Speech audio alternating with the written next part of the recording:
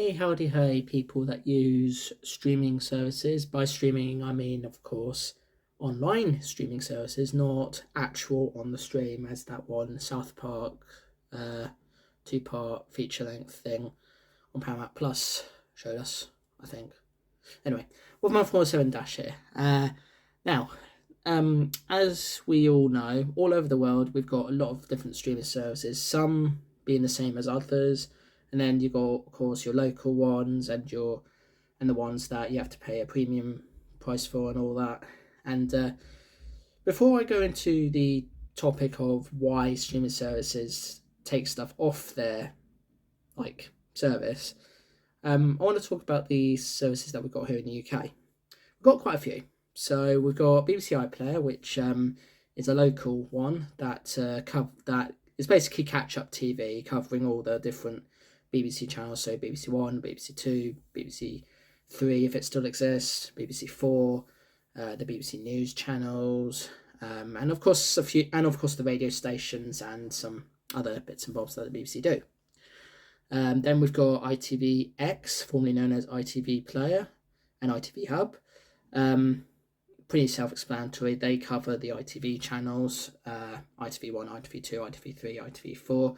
Unlike the BBC, ITV are specialised in more reality TV.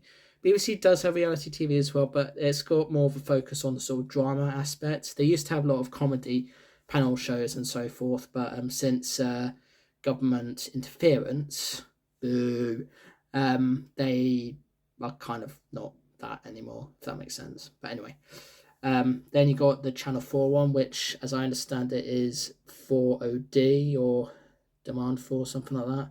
I know they're doing a rebranding at the moment, just sticking to it being Channel 4, but that covers all the Channel 4 channels. Funny enough. So you got Channel 4, E4, All 4. I'm pretty sure there's another 4 channel, but 4 Music. And then there's one for the 5 channels. Now, 5's an interesting one because Demand 5 or My 5, whatever it's called now, they are sort of like owned by Paramount, who have their own streaming service, Paramount Plus. Now, we've got Paramount Plus here in the UK. It actually launched just last year. And that pretty much covers all the Paramount stuff. But they also have some sort of stake in Channel 5, so there is that. And then there's Now TV, or Now I think it's called as these days, which is Sky's service, but which is works a little differently to the other subscription packages where you just pay one price and you access everything. With them, you get a choice of 4 different passes to watch all the stuff you want to watch. So there's an entertainment pass, which gives you access to all the channels that you get on Sky that are quote unquote entertainment. So mainly TV shows, Sky Originals, and anything that Universal's Peacock and Warner Brothers HBO Max can offer, because we don't have we do have Peacock. It's kind of soft installed onto Now, but we don't have HBO Max per se, with much of that content being on Now TV and shared across the other subscription services, streaming services we have here. So that's entertainment. Then you got the movie one, which self-explanatory, gives you access to a bunch of movies. Not pretty much anything that's not Disney, because we'll talk about Disney in a moment. But you got your Universals, your Warner Brothers, your Sonys, and some, not all, but some selected Paramount ones as well. And of course Sky's own original stuff. Then there's the kids one, which gives you access to Cartoon Network, the Cartoon Network and Nickelodeon channels, and of course Sky's own kids stuff. And then the final one, which is just called Hey You.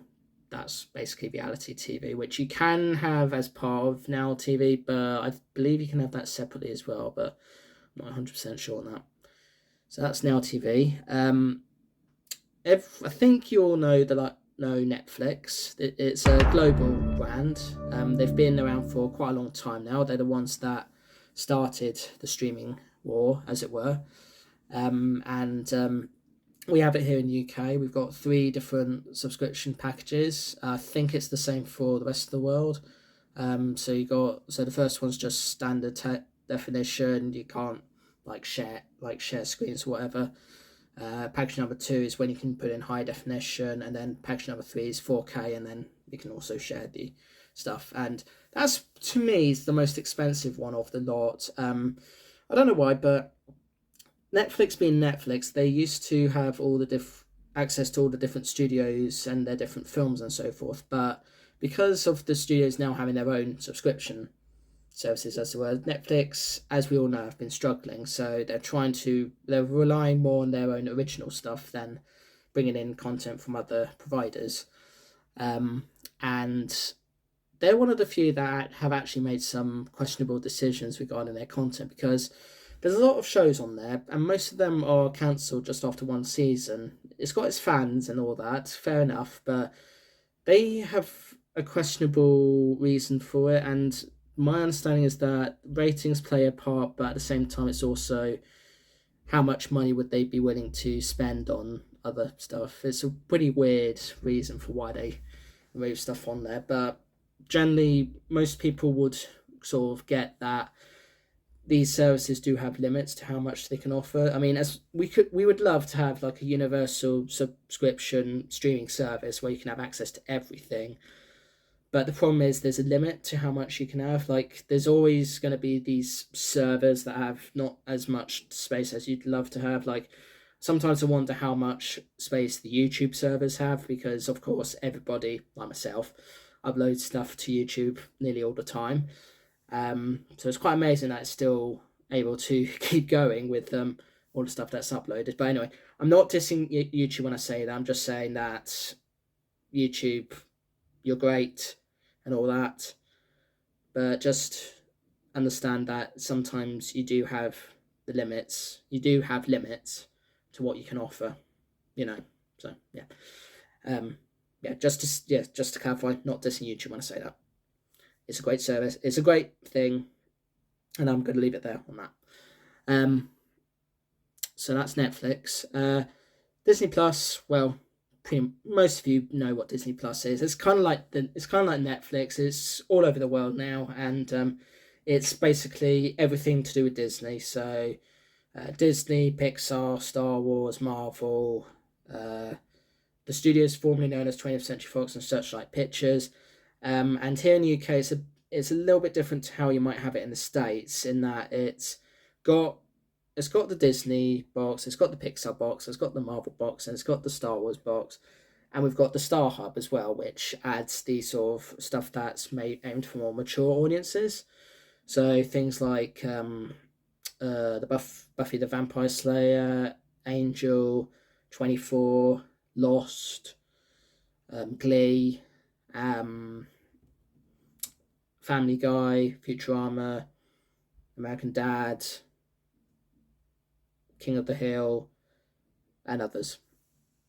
So it gives you access to all the mature content there. And the good thing about Disney Plus is they only do they have like one price, well, two prices. One you can pay monthly, or another you can pay just annually, where it's like one price once a year, and then the rest of the year you can just watch it to your heart's content until you've had enough or you don't want to pay for the next year.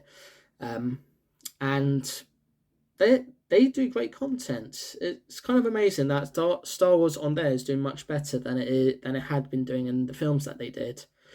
But the thing is, even though Disney aren't exactly all that known to remove stuff, they have removed stuff, and the reasons they give is kind of because a lot of the stuff they do have is their own stuff, so obviously if it's their own stuff, there's a good chance that stuff will stay forever on that service. But then there's things that come from other providers that are on there that will stay on there for probably a while and then get removed at some point. So I know for a while we had Chicken Run, the Aardman film, which is going to have a sequel soon. Hopefully it's good. That was on Disney Plus for a while before moving to Netflix.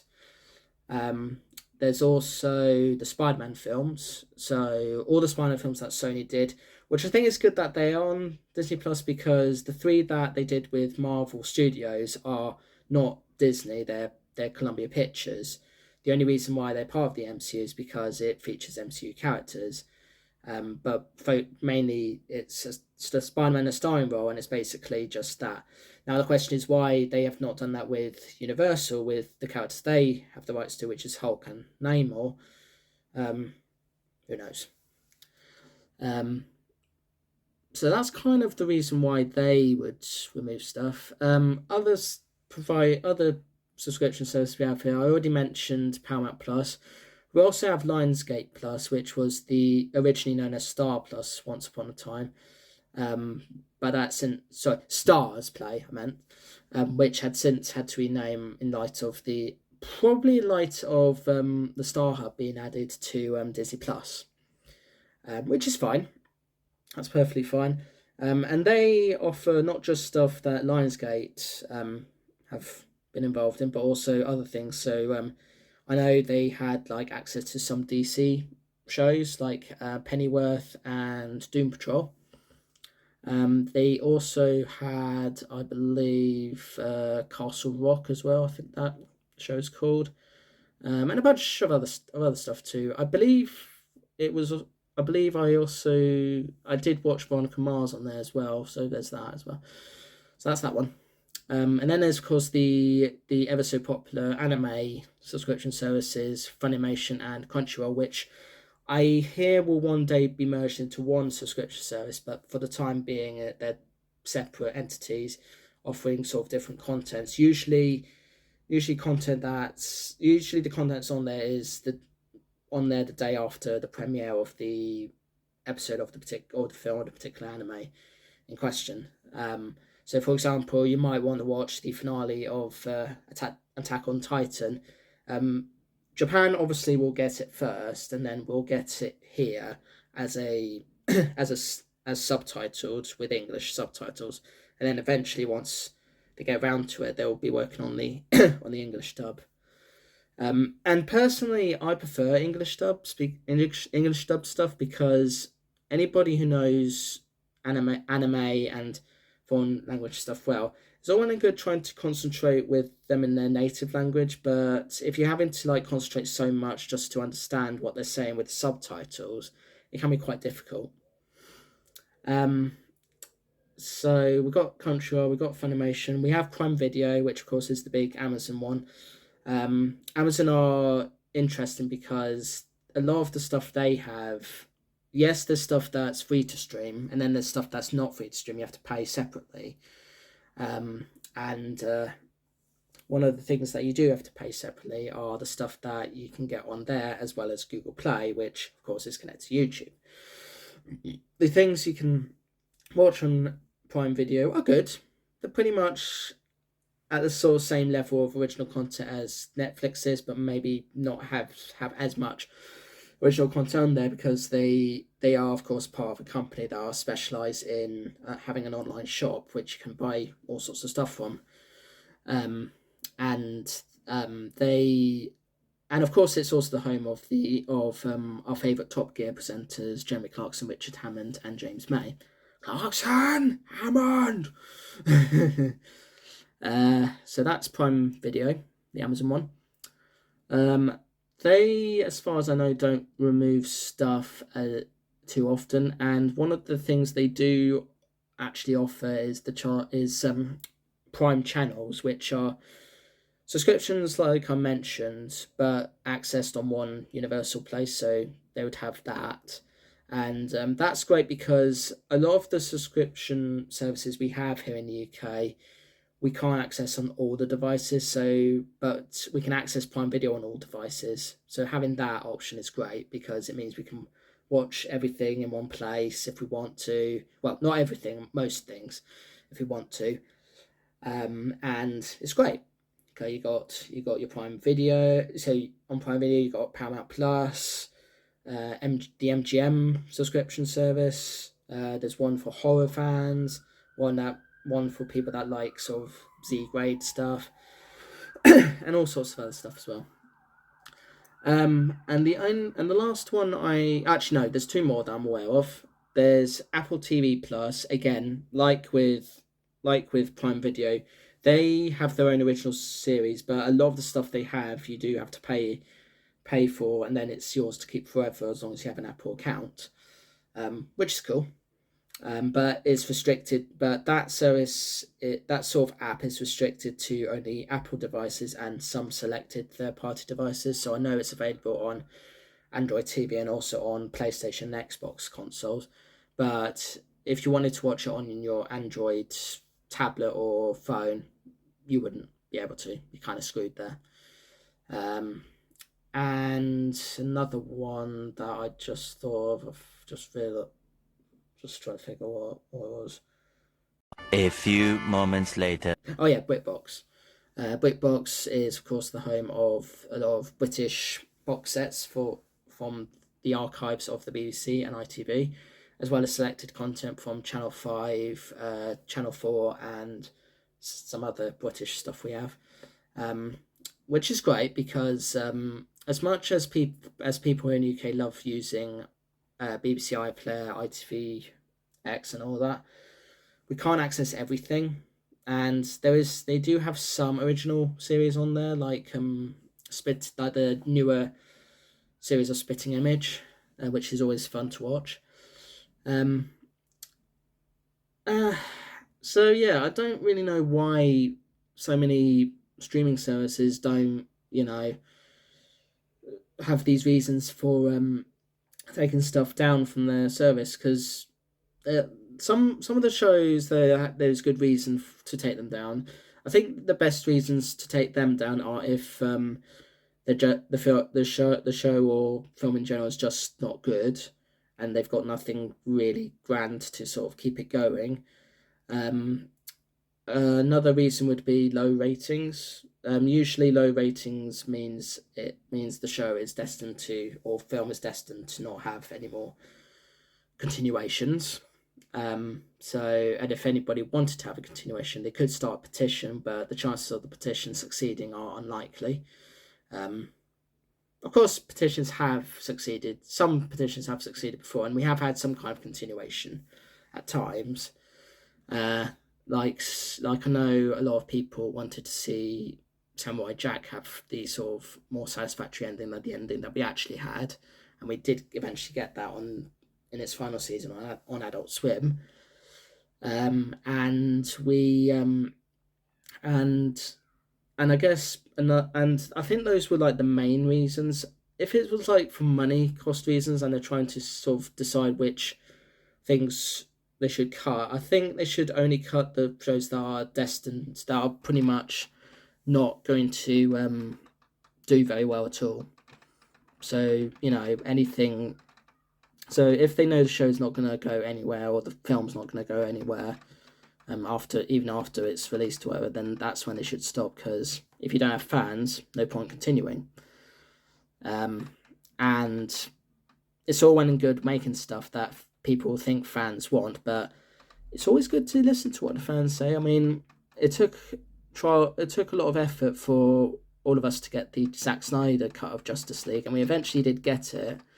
Yeah, it does feel similar to the Joss Whedon cut, but it does actually feel like a much better, more in depth film, even though it's much longer than the Joss Whedon version, or Justice League, if you want to call it. So yeah, that's streaming services in a nutshell. Some are good, some are not so good. Most have great original content that are definitely worth your time, and then there's other stuff that that's best just to leave alone, for whatever reason that may be. And yeah, always make sure you have money for them, because they don't come cheap sometimes, and you will often raise or lower the prices depending on how things are going. So do bear that in mind if and when you decide to subscribe to them. And as I say, only go into them if you are only subscribe if you are thinking of staying with them for a while and are just wanting to experience what they've got. And maybe if you feel like you're not going to go onto their service too often, maybe just subscribe for a month or two and then come come back on again if you feel if the new stuff they're releasing is something you'll be into watching. And I can't think of anything else to say, and I'm about to lose my voice, so so I'm gonna call it there. Thank you so much for watching. Please like, comment, and subscribe. Do not panic. I have not been sponsored by these streaming services to talk about this at all. This is my own opinion and my opinion alone. So do not worry. There. Like, comment, subscribe. Thank you again for watching, and I will hopefully see you in the next one.